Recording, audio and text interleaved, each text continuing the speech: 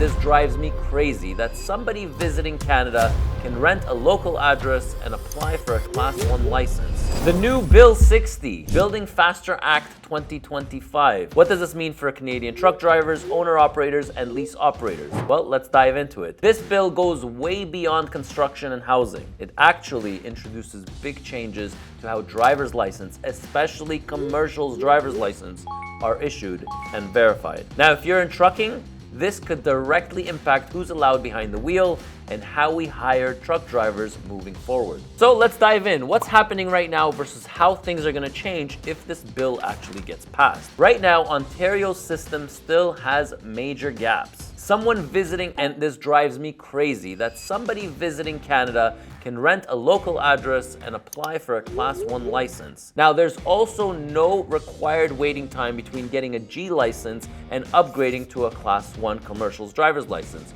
So people can jump straight into the heavy trucks within weeks of when they come here to Canada. Now, that opens the door to a lot of unsafe, unqualified, and non-resident drivers holding commercial driver's license, and that hurts legitimate carriers. Now, if this bill passes, applicants will now need to prove 3 things when getting their license. Number 1, their Ontario residency. Number 2, their legal status in Canada. And for commercial's license, the right to work as a truck driver. Meaning, if you are a visitor to Canada, you will not be able to get your commercial's driver's license. Now, visitors and short-term residencies will no longer be eligible. So visitors and short-term residents will no longer be eligible. Plus, a mandatory waiting period. This is something that our industry definitely needs. A waiting period between getting your G license and your A license. So this way, applicants can gain real Canadian road experience before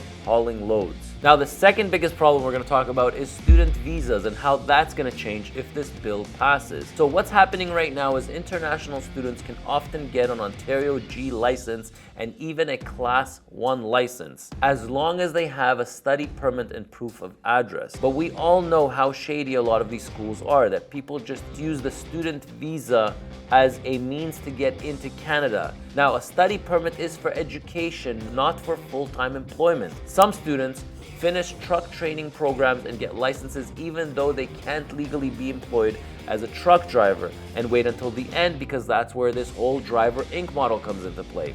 Now, this creates a gray area for carriers, trainers, and insurers, and it's easily abused right now. Now, with the Bill 60, what's going to happen is that loophole is going to close. To qualify for a commercial's license, you must prove you have the legal work authorization in Canada, meaning that somebody that is on a study permit alone won't cut it and will not be eligible. Once this new rule takes into effect, students without an open work permit will not be eligible for a Class A license until they can legally work full-time here in Canada. Now, why does this matter for trucking? Well, because we all share the roads with other truck drivers. Carriers are often hiring based on valid license without always knowing the person's actual immigration status.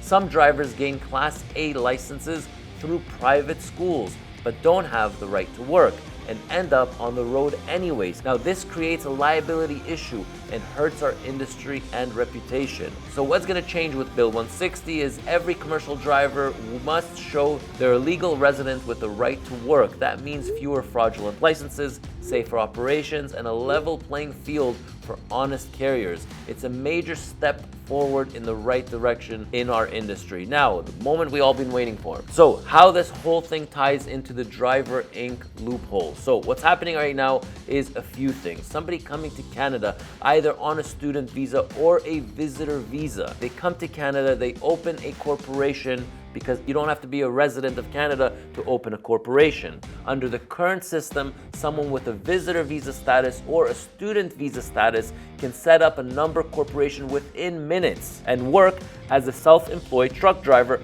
under a company name.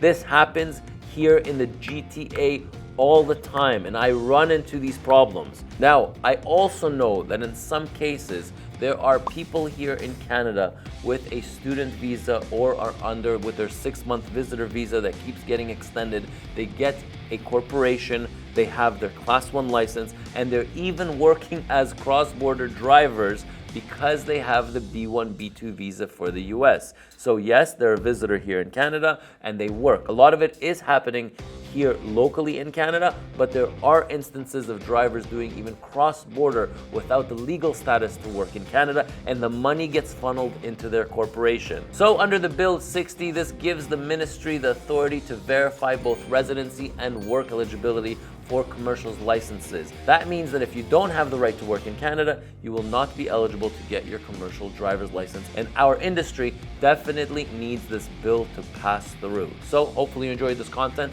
If you like it, give it a thumbs up. I'd love for you guys to share this video with as many people as you can to get the word out about Bill 60 that hopefully is going to change a lot in our industry. I'm Ronan. If you have any comments, put them down below. I'm Ronan, and I'll catch you in my next video.